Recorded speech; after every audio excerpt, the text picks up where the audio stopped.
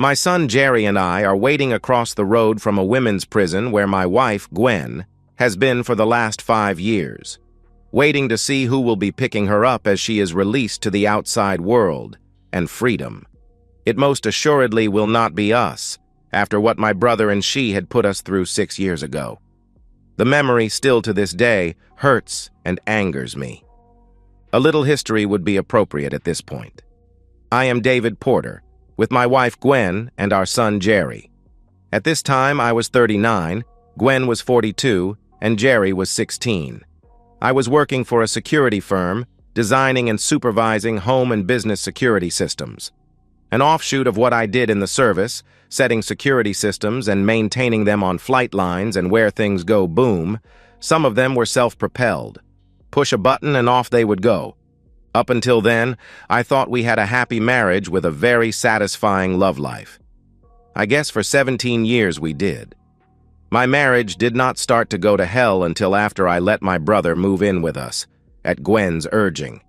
He was recently divorced and had just moved back into the area and needed a place to stay. I warned her that he has always been a con man and would treat this as a free ride for as long as he can get away with it.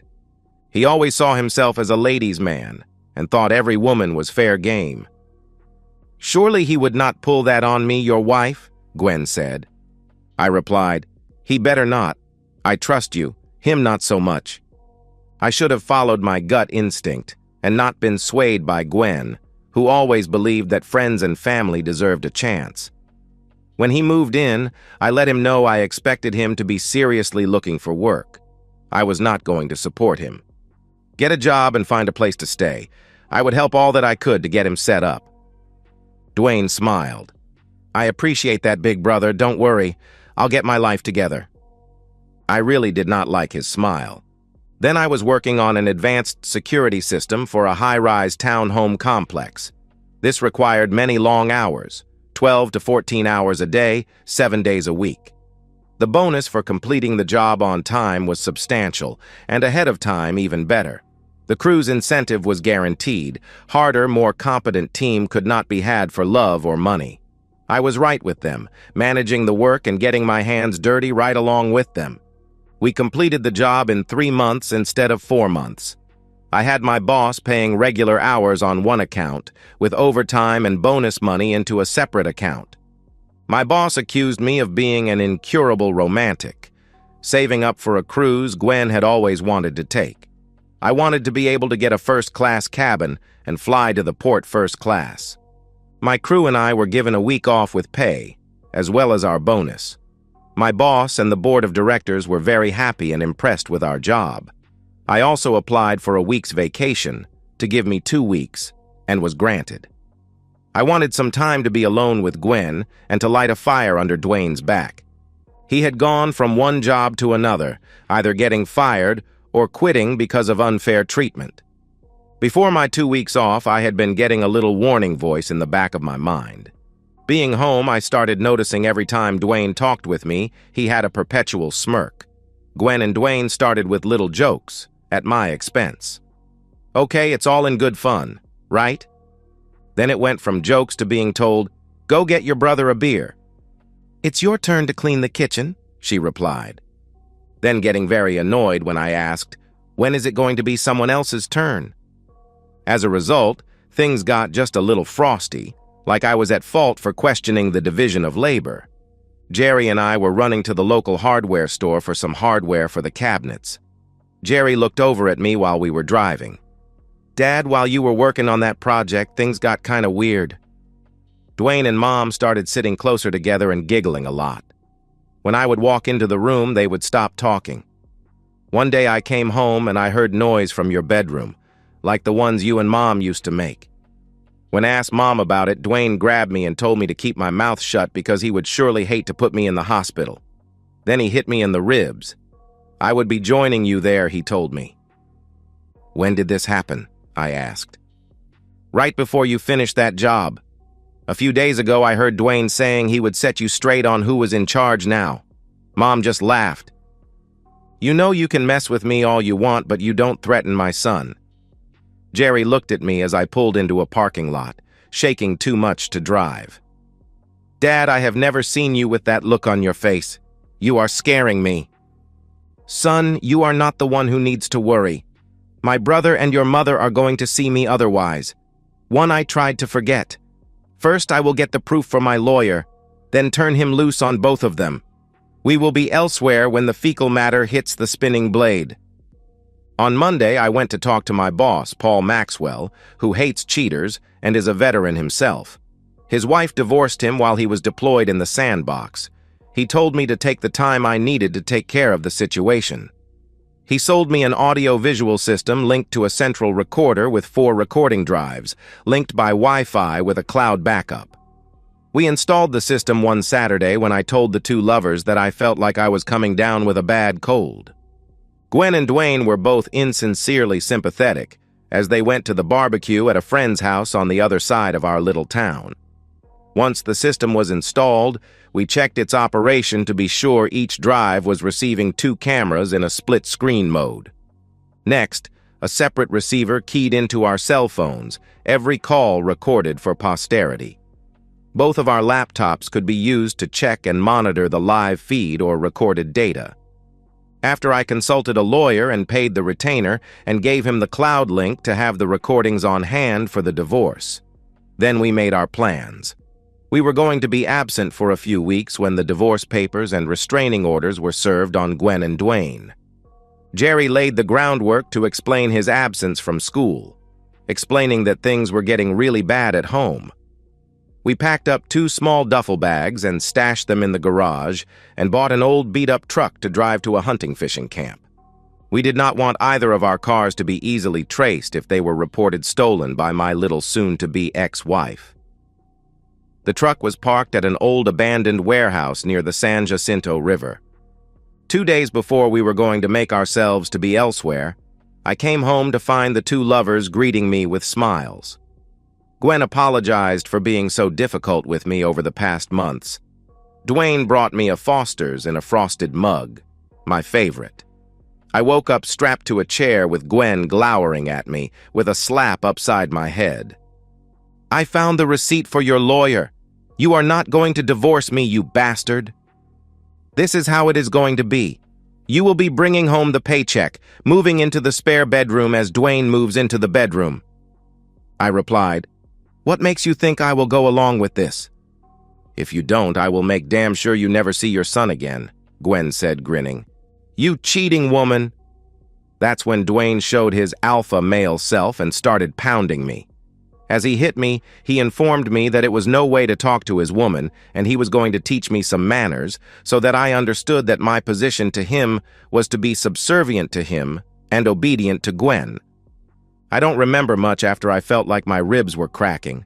When he hit me in the stomach, I vomited on him and he went crazy. The next thing I remember was Jerry cutting zip ties from my wrists and feet. Dad, I came as soon as I could after I checked on my laptop. I waited until they went to sleep after tiring themselves out. I'm sorry I could not have been faster. Let's get you to a doctor. He drove me to a 24-hour clinic where I made the acquaintance of Dr. Goldfarb and his Selma LeBeau. While I was in X-ray, Jerry explained to the doctor what happened. Dr. Goldfarb just shook his head in disbelief, and he ordered additional blood tests. When I was returned to the examining room, the doctor came in to talk with me.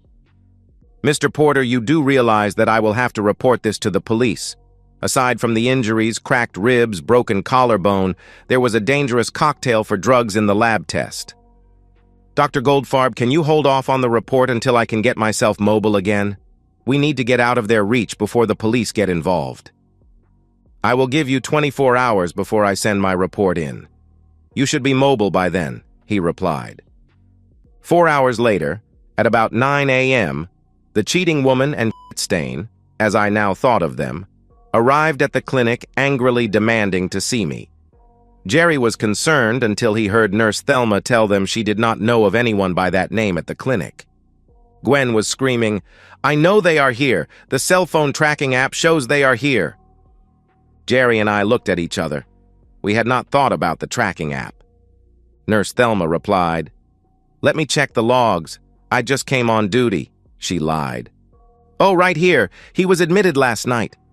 Good. Finally, I am here to take him and the brat home. That can't be done at this time. He is unconscious under sedation for his injuries. He was sedated so we could set his broken bones, she said with a straight face. Then I demand to see my husband. Immediately, my wife asked.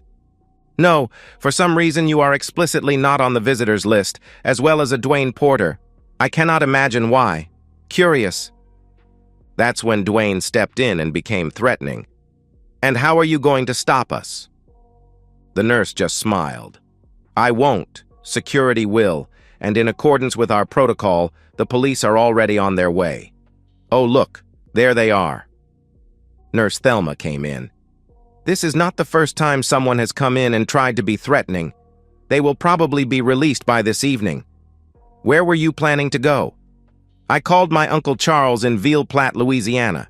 He has a place you can use if you like. Said he has never heard anything so screwed up. I thanked her.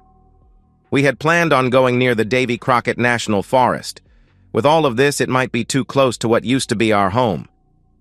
I accessed our savings and checking accounts and transferred all but $1,000 from both accounts to my savings account at a different bank. I would not be using it to go on a cruise with the cheating woman now. Thelma called to let us know that Gwen had been there to pick up her car. As we're transferring everything to the truck, Jerry asked me, "What are we going to do about them tracking us on our cell phones?" I grinned, even though that hurt along with everything else. Son, you are about to see just how much of an evil bastard I can be. We leave our cell phones here. If you make a small cut and smear your phone with blood, I will do the same with mine. I will hide my phone under the car seat, call 911 and call for help, then toss it in the grass near the river. My son, being the ham that he is, dialed 911. Help, please, no. Then he dropped his phone. We climbed into the truck and started our drive to Ville Platte. Gwen and Dwayne tracked our phones to the old factory and started looking for us, thinking we were hiding around the site. The county sheriff arrived and asked them to identify themselves. It was not long before more cars arrived in response to the call for backup. When my phone was found under the seat with fresh blood on it, the two cheaters were handcuffed and placed in separate cars as the search continued. Jerry's bloodied phone was found near the river. They were brought in for further questioning, where they met Detective Sinclair. Of course, they refused to talk without a lawyer present. In the presence of their lawyers, each was questioned separately.